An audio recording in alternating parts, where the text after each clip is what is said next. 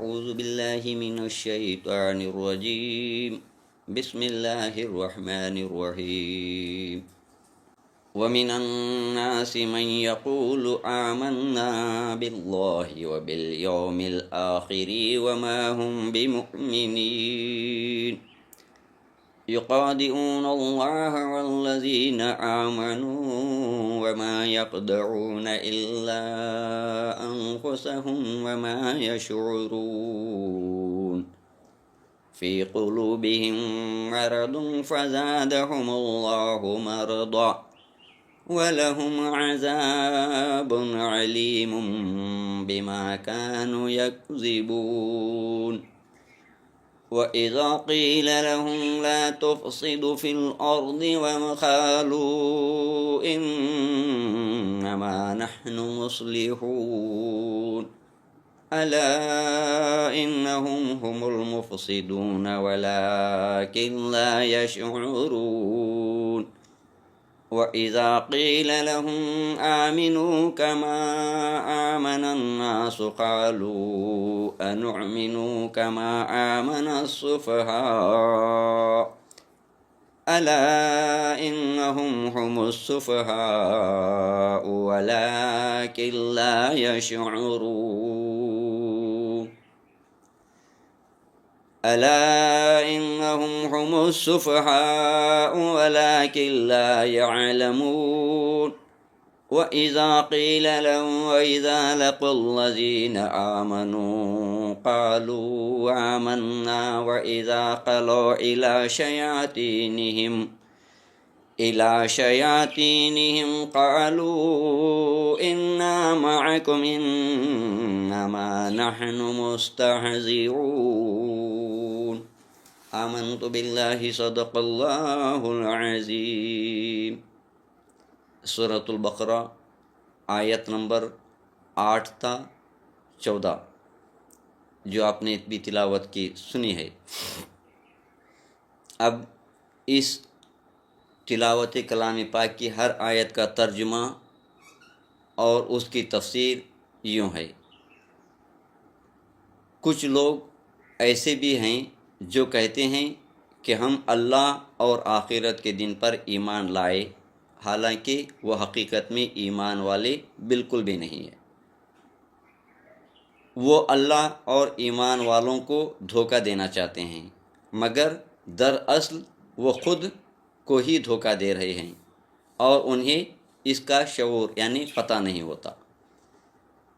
ان کے دلوں میں بیماری ہے تو اللہ نے ان کی بیماریوں کو اور بڑھا دیا اور ان کے لیے دردناک عذاب ہے اس جھوٹ کی وجہ سے جو وہ ہمیشہ کہتے ہیں۔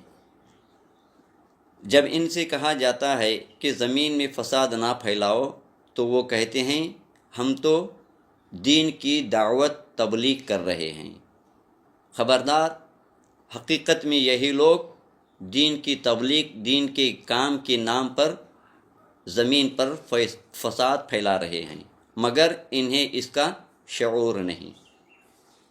اور جب ان سے کہا جاتا ہے کہ ایمان لاؤ جیسے کہ تم سے پہلے والوں نے ایمان لایا ہے تو یہ لوگ کہتے ہیں کیا ہم بیوقوفوں کی طرح ایمان لائیں؟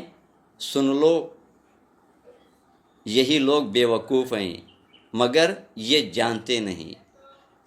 اور جب ایمان والوں سے ملتے ہیں تو کہتے ہیں کہ ہم ایمان لائے، اور جب اپنے شیاطین یعنی کہ کافر دوستوں سے ملتے ہیں تو کہتے ہیں کہ ہم تو تمہارے ساتھ ہیں، بس ہم تو مسلمانوں کے ساتھ مذاق کر رہے تھے۔ یہ اس آیت پاک کا ترجمہ تھا۔ اب مختصر سی تفسیر۔ یہ آیت منافقوں کی علامت بیان کر رہی ہے۔ زبان سے ایمان، دل میں انکار، اسی کو منافقت کہتے ہیں۔ نفاق کی بیماری وہ ہے جو وقت کے ساتھ بڑھتی چلی جاتی ہے۔ منافق فساد کو دین کی دعوت دینا کہتے ہیں۔ مومنوں کو سادہ لوہ کہہ کر حقیر سمجھتے ہیں۔ فائدے کے لیے ہر ایک سے ملی بھگت، ہر ایک سے اٹھنا بیٹھنا، ہر ایک سے ملاقات اور ہر وقت باتیں بدلتے رہتے ہیں ان تماموں کو منافق کہا گیا ہے۔ اس کے فضائل و برکات، یہ آیت کے ذریعے ہمیں یہ پتہ چلتا ہے کہ منافق کون ہے اور مومن کون ہے۔ اس کی پہچان ان آیتوں کے ذریعے اللہ تبارک و تعالی اپنے بندوں کو کروا رہا ہے۔ نمبر 2، دل کی اصلاح، اخلاص اور سچائی کی طرف رہنمائی کیسے ملتی ہے، وہ ان آیت پاک کے ذریعے سبق سیکھنا چاہیے۔ مومن کو پہچان ملتی ہے کہ کن لوگوں سے محتاط رہیں کہ ہمارے ایمان کے لٹیرے کون ہیں۔ سورۃ البقرہ کی تلاوت کے ذریعے شیطان دور ہوتا ہے اور دل میں نور پیدا ہوتا ہے، یہ حدیث پاک سے ثابت ہے۔ خلاصہ پیغام یوں ہے کہ ایمان اس کو نہیں کہتے جو زبان سے ظاہر ہو، بلکہ ایمان اس کو کہتے ہیں جو زبان سے ظاہر ہو، دل میں بھی اس پر عمل ہو۔ یہ دونوں چیزوں کو ملا کر کے ایمان کہا جاتا ہے۔ اس لیے سامعین کرام، اللہ تبارک و تعالی کے اس مقدس کلام پاک کے ذریعے مختصر سا ترجمہ، مختصر سی تفصیل اور مختصر سا اس کا خلاصہ جاننا چاہتے ہیں، جو کہ ہر مسلمان مرد عورت کے لیے ضروری ہے، تو براہ کرم ہمارے اس پیغام کو خود بھی سنیں اور اپنے عزیز و اقارب اور جہاں تک آپ کی پہنچ ہو سکے وہاں تک اس اللہ کے پیغام کو عام کریں۔ اس کے لیے سب سے پہلے ضروری یہ ہوتا ہے کہ ہمارے اس چینل کا نام ہے 6666 القرآن۔ اس چینل کو سبسکرائب کریں اور ساتھ ہی ساتھ قرآن پاک کی انہی ایک ایک آیتوں کی مکمل معلومات، جیسے کہ ہم روز مرہ کی اپنی زندگی میں جس آیت پاک کو پڑھ رہے ہیں، اس آیت پاک میں کتنے حروف، کون کون سے حروف کتنی مرتبہ لکھے گئے ہیں جس کو ہم پڑھ رہے ہیں، اس کی جانکاری اگر آپ جاننا چاہتے ہیں تو اس کے لیے ایک اور ہمارا چینل ہے جس کا نام GM Islamic channel short video.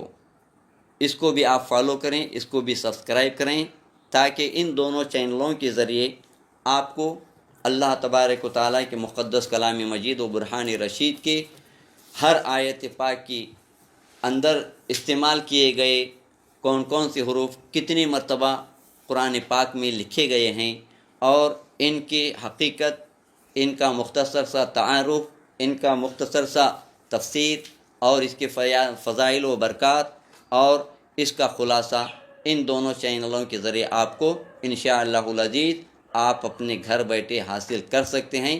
اس کے لیے ہمارے ان دونوں چینلوں کو سبسکرائب کریں اور یہی پیغام آپ اپنے عزیز و اقارب میں پہنچائیں۔ وآخر الدعوانا ان الحمدللہ رب العالمین۔ السلام علیکم۔